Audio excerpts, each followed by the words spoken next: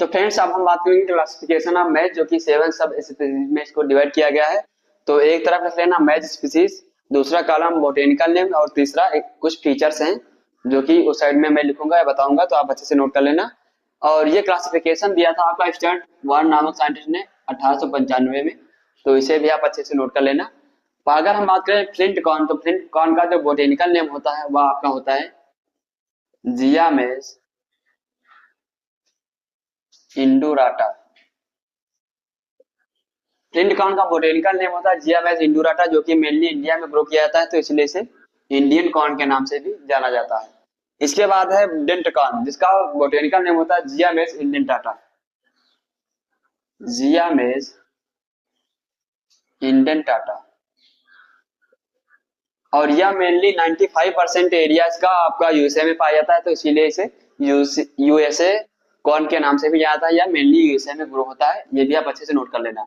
अगला आपका sweet corn, जिसका आपका बोटेनिकल नेम होता है जिया मेस, केवल मैं जेड एम लिख दे रहा हूँ, उसको आप अच्छे से कर लेना, नहीं तो यहाँ पे लिखने में काफी टाइम जा रहा है। तो स्वीट कॉर्न का बोटेनिकल नेम होता है जिया मेस सेकेराटा। सेकेराटा, जो कि जो स्वाद में आपका स्वीट होता है, तो ये आपका सबसे स्वीटेस्ट होता है।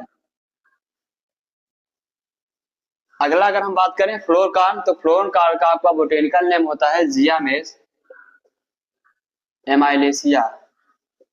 एमाइलेसिया, तो फ्लोर कॉर्न, तो ये जो है मेनली फ्लोर या इसका उपयोग आटा बनाकर करते हैं लोग, खाने के लिए किया जाता है, या इसका आटा बनाने में ज्यादा मात्रा में उपयोग किया जाता है। अगर बात करें पॉपकॉर्न की, तो पॉपकॉर्न का जो आपका बोटेनिकल नेम होता है वो होता है जियामेस इवर्टा। जियामेस इवर्टा, और इसका जो एंजियोस्पर्म होता है वो काफी हार्ड होता है। अगला अगर हम बात करें पोडकार्न, तो पोडकार्न का आपका बोटेनिकल नेम होता है जियामेस ट्यूनिकाटा। तो इसका होता है जियामेस ट्यूनिकाटा। और इसी के बाद अगर हम बात करें वेक्सिकॉर्न, तो वेक्सिकॉर्न का आपका बोटेनिकल नेम होता है जियामेस सेरेटिना। जियामेस सेरेटिना, और ये जो है मेनली चाइना में ग्रो किया जाता है, और इसका ओरिजिन भी चाइना में हुआ था। तो ये 7 सब स्पीसीज हैं मेष की, जो कि आप लोग अच्छे से नोट कर लेना, याद भी कर लेना, या क्लासिफिकेशन आपके एग्जाम में, कम्पिटेटिव एग्जाम में बहुत ही पूछा आता है। अब हम बात करने वाले हैं कुछ अन्य इंपॉर्टेंट क्वेश्चन के बारे में, जो कि आपके एग्जाम में पूछे जाने के चांसेस हैं। तो सबसे पहले यहाँ पर है फादर ऑफ गोल्डन राइस। तो गोल्डन राइस के जो फादर हैं आपको इनगो पोर्टिकस। यहीं पर अगर बात करें फादर ऑफ हाइब्रिड राइस, तो फादर ऑफ हाइब्रिड राइस जो है वो आपके हैं युआन लॉन्ग पिंग। और फादर ऑफ हाइब्रिड राइस अगर इंडिया में आपसे पूछ लिया जाए तो आपके हैं सिद्दीकी, एस ए सिद्दीकी।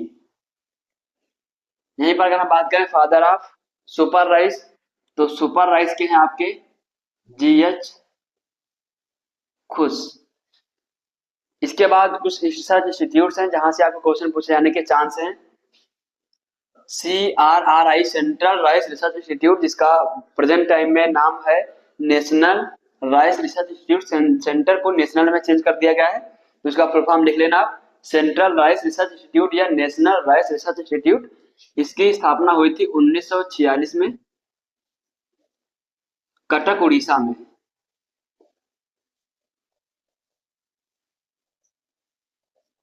यहीं पर अगर हम बात करें eerie international rice research institute, जिसकी स्थापना आपकी हुई थी 1960 में लगुना फिलीपींस में, जो कि लगुना मनीला में, जो कि पड़ता है फिलीपींस में। लगुना पड़ता है आपका मनीला में, और मनीला पड़ता है फिलीपींस में।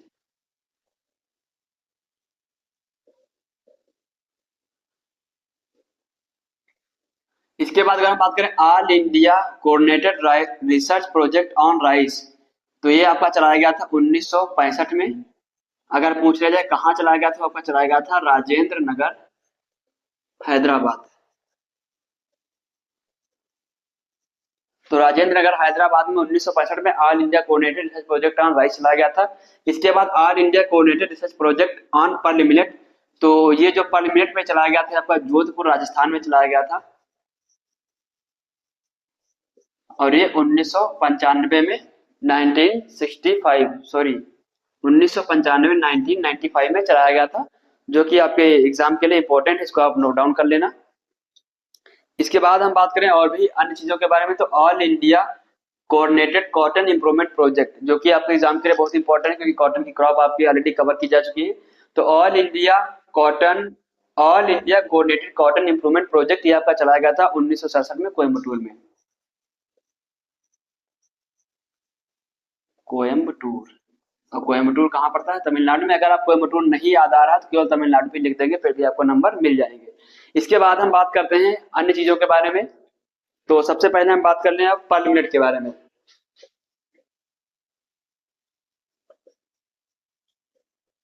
जो भी आपके 4 क्रॉप्स पढ़ाई गई है, इसका डिटेल वीडियो हमने ऑलरेडी अपने यूट्यूब चैनल पर कवर कर रखा है, तो वहां से आप लोग देख सकते हैं। मैं यहाँ पे केवल इंपॉर्टेंट कुछ ही क्वेश्चन लेकर आया हूँ। यहाँ से क्वेश्चन आने के चांस हैं, लेकिन ये श्योर नहीं कि यहीं से पूरा कुछ आएगा। लेकिन फिर भी variety, seed rate, origin place and जो भी उसका सोइंग टाइम है, हार्वेस्टिंग, यील्ड वगैरह आप अच्छे से याद कर लीजिए। सभी जो भी 4 क्रॉप्स हैं, क्योंकि क्वेश्चन जो भी आएगा इन्हीं चीजों से आएगा। जो भी आपकी खरीफ की क्रॉप्स होती है सभी शॉर्ट डे प्लांट होती है। राइस आपका C3 सेल्फ पॉलिनेटेड क्रॉप है। मेज आपका C4 क्रॉस पॉलिनेटेड मोनोसिस प्लांट है। इसके बारे में अच्छे से अभी बात करेंगे। मोनोसिस का होता है कि ऐसा प्लांट जिसपे मेल और फीमेल पार्ट एक ही प्लांट पर पाए जाते हो, लेकिन अदर मतलब अलग अलग पाए जाते हो। और इसमें आपकी 2 प्रोसेस मेनली देखने को मिलती हैं। तो सबसे पहले पर्लिमिनेट के बारे में बात कर लेते, इसके बाद मेज पर जाएंगे। तो पर्लिमिनेट का बोटेनिकल नेम होता है पेनिसेटम ग्लाइकम। पेनिसेटम ग्लाइकम। जब भी बोटेनिकल नेम लिखे तो आप उसको अंडरलाइन जरूर करें। इसका ओरिजिन प्लेस आपका अफ्रीका है, तो इसको भी आप अच्छे से याद कर लेना। इसकी फर्स्ट हाइब्रिड वेराइटी अगर आपसे पूछी जाए,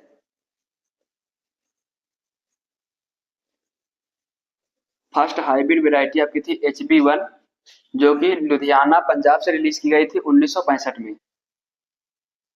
1965 में लुधियाना पंजाब से निकाली गई थी। ये क्रॉस थी टिफ 23 बिल 3B।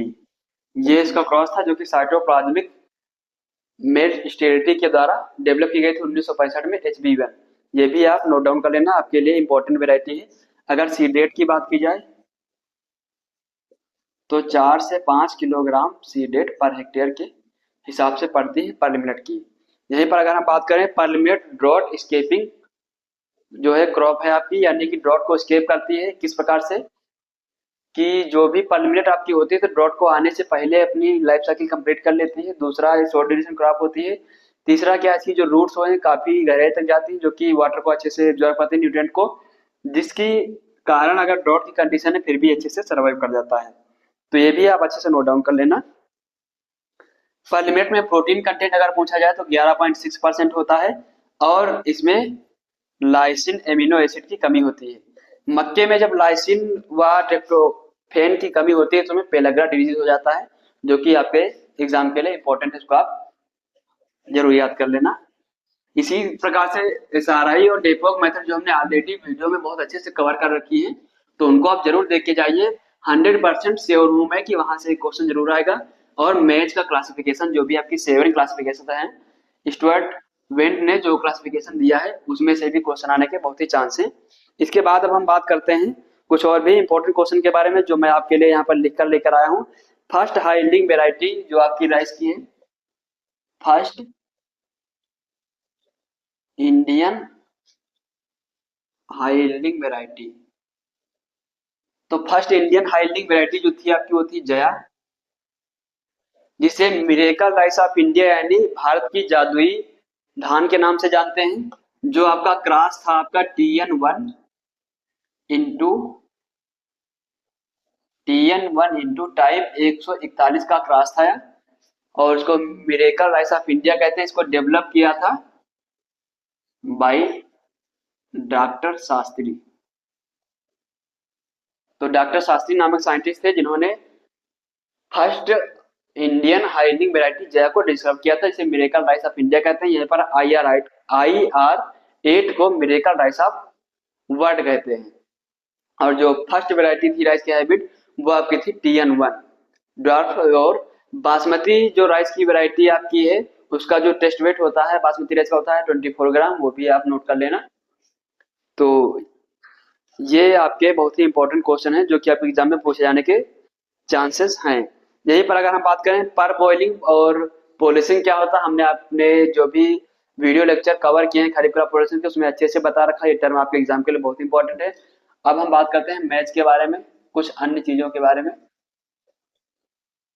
तो मेज का अगर आपसे बोटेनिकल नेम पूछा जाए तो जिया मेज होता है, सभी को पता है। ओरिजिन प्लेस मेक्सिको होता है। मेज मोनोसियस, और इसमें दो कंडीशंस मेनली पाई जाती हैं आपका, protandry and protogyny. Protogyny, pro मतलब होता है पहले, टेंड्री मतलब होता है मेल पार्ट, यानी मेल पार्ट का पहले निकलना या emergence of male part first, उसको हम कहते हैं प्रोटेंड्री। और the emergence of female part first, यानी फीमेल पार्ट का पहले निकलना, उसको कहते हैं प्रोटोगाइनी। तो मैच में मेनली आपकी प्रोटेंड्री कंडीशन पाई जाती है, मेल पार्ट पहले इमर्ज होता है। तो ये टर्म दोनों आप अच्छे से नोट कर लेना, याद कर लेना, लिख लेना। इसके बाद अगर हम बात करें आपका मैच से संबंधित, तो मैच आपका क्रॉस पोलिनेटेड क्रॉप है, हाई यील्ड पोटेंशियल है, इसीलिए इसे क्वीन ऑफ सीरियल कहा जाता है, यानी सीरियल की रानी। और हाई यील्ड पोटेंशियल यानी सबसे ज्यादा उपज देने की क्षमता आपकी मैच में पाई जाती है। इसी प्रकार से जो हमने स्पेसिंग वाला आपका क्वेश्चन करवाया था, मैच से स्पेसिंग देकर क्वेश्चन पूछा जा सकता है। तो आप लोग इसको अच्छे से नोट डाउन कर लेना। प्रोटीन की बात करें तो लगभग 10 से 11% प्रोटीन मैच में पाई जाती है। कार्बोहाइड्रेट हाईएस्ट होती है, 72% कार्बोहाइड्रेट पाई जाती है। 72% समथिंग कार्बोहाइड्रेट पाई जाती है, जो कि हाईएस्ट पाई जाती है किसी भी सीरियल क्रॉप में। इसके बाद हम अगर बात करें कि हर्बिसाइड मेज के लिए सबसे अच्छा कौन होता है, तो एट्राजिन एंड सिमाजिन, जो कि प्री इमरजेंसी यूज होता है 1 से 1.5 किलोग्राम पर हेक्टेयर के दर रेट से। जो first all India coordinated project चला गया था, फर्स्ट AICRP, तो वो आपका मैच पर ही चलाया गया था। कब चलाया गया था? 1957 में, जो कि आपका एग्जाम के लिए बहुत इंपॉर्टेंट है। इसके बाद हम बात करें आपका बेबी कॉर्न क्या होता है, तो फिंगर लाइक अनफर्टिलाइज कॉब, यानी फिंगर लाइक उंगली के जैसा अनफर्टिलाइज यानी बिना फर्टिलाइज हुआ जो फिंगर लाइक आपका कॉब होता है, उसको हम कहते हैं बेबी कॉर्न। इसके बाद अगर हम और चीजों के बारे में बात करें तो मेनली जो भी हमने चीजें बताई आप अच्छे से नोट डाउन जरूर कर लेना। इसके बाद हम बात करते हैं फाइबर के बारे में। तो एक आपका होता है लिंट फाइबर।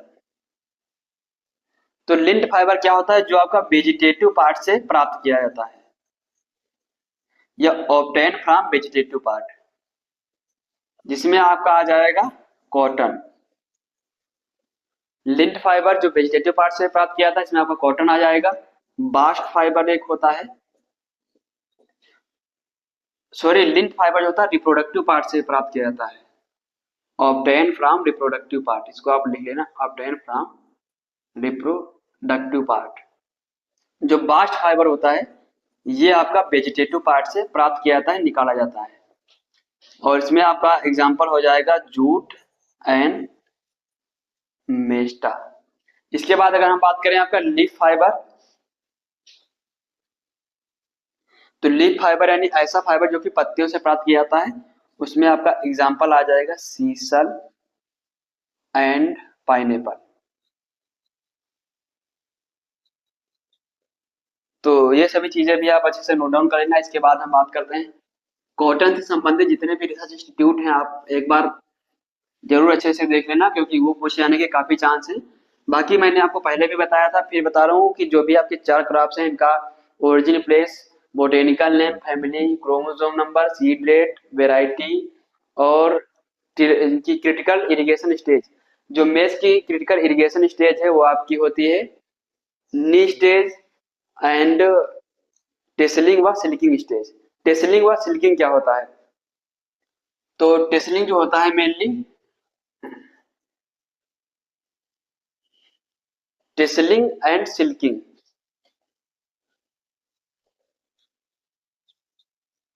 दोनों मेज से संबंधित हैं।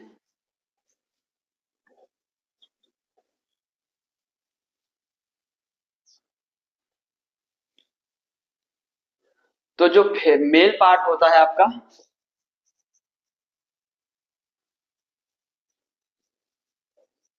मेल फ्लावर पार्ट होता है उसको हम टेसल कहते हैं, और जो फीमेल फ्लावर पार्ट होता है उसको हम सिल कहते हैं। और टेसल के निकलने के प्रोसेस को टेसलिंग कहते हैं, सिल्क के निकलने के प्रोसेस को सिल्किंग कहते हैं। और यहीं पर हम रिमूवल ऑफ मेल पार्ट, या मेल पार्ट को हम टेसल कहते हैं, इसको रिमूव करना की जो प्रोसेस होती है उसको हम डी टेसलिंग कहते हैं। तो इसको भी आप अच्छे से नोट डाउन कर लेना, यहाँ से भी क्वेश्चन आपका पूछा सकता है।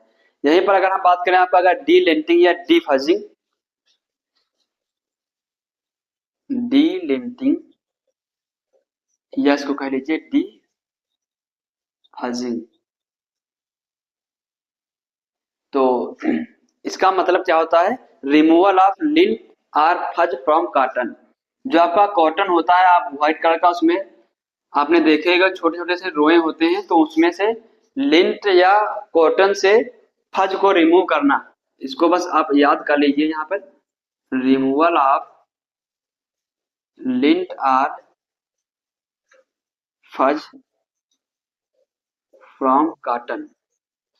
और इसमें किस केमिकल का यूज किया था, तो वो आपका है H2SO4, यानी सल्फ्यूरिक एसिड का यूज करते हैं, जो कि 1:10 में यूज करते हैं, जिसमें आपका 1 रेशियो में सल्फ्यूरिक एसिड लिया जाता है, 10 रेशियो में कॉटन लिया जाता है, कॉटन सीड। एक और चीज जान लीजिए, कॉटन सीड और सीड कॉटन क्या होता है। तो कॉटन सीड मेनली आपका होता है कॉटन का सीड। अगर सीड कॉटन की बात की जाए तो उसमें आपका कॉटन के सीड के साथ में फाइबर भी जुड़ा रहता है, तो ये भी चीज आप अच्छे से समझ लीजिए। इसके बाद हम बात करते हैं जो आपकी कॉटन में प्रोसेस होती है मेनली,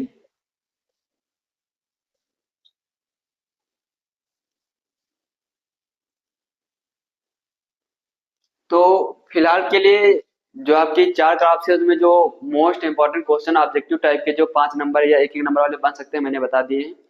इसके डिटेल्स वीडियो देखने के लिए, डिटेल्स जो भी चीजें हैं आपको देखने के लिए, आप हमारी प्लेलिस्ट को जरूर विजिट कीजिए, खरीफ क्रॉप प्रोडक्शन। वहां पर आपको बहुत सारी चीजें अच्छे से मिल जाएंगी। और जो डेपोग मेथड है, एसआरआई मेथड है, इनको आप जरूर अच्छे से देख के जाइए, मैं इसका क्लासिफिकेशन देख कर जाइए। यहीं पर राइस की जो वेराइटी इंपॉर्टेंट है, सीड रेट, जो राइस की सीड रेट रहती है मेनली, तो राइस की सीड रेट अगर एसआरआई मेथड में सीड रेट पूछी जाए तो 5 किलोग्राम पर हेक्टेयर रहती है। डेपोग मेथड में अगर आपसे सीड रेट पूछी जाए तो वो रहती है 45 से 60 kilogram per hectare. SRI method में नर्सरी एरिया आपका 100 मीटर स्क्वायर रहता है, और यहाँ पर 35 से 40 मीटर स्क्वायर नर्सरी एरिया आपका होता है। यहीं पर अगर हम बात करें आपका हाइब्रिड सीड अगर है आपका, तो राइस में सीड रेट कितनी होती है, 15 किलोग्राम पर हेक्टेयर। अगर ब्रॉड कॉस्टिंग यानी छिटकाव बीज से बोल रहा है तो 60 से 100 किलोग्राम तक वेरी करती है। तो ये सभी चीजें आप अच्छे से नोट डाउन जरूर कर लेना या इनको याद कर लेना। बाकी अगर आपको किसी क्वेश्चन में दिक्कत आ रही है तो आप कमेंट बॉक्स में पूछ सकते हैं।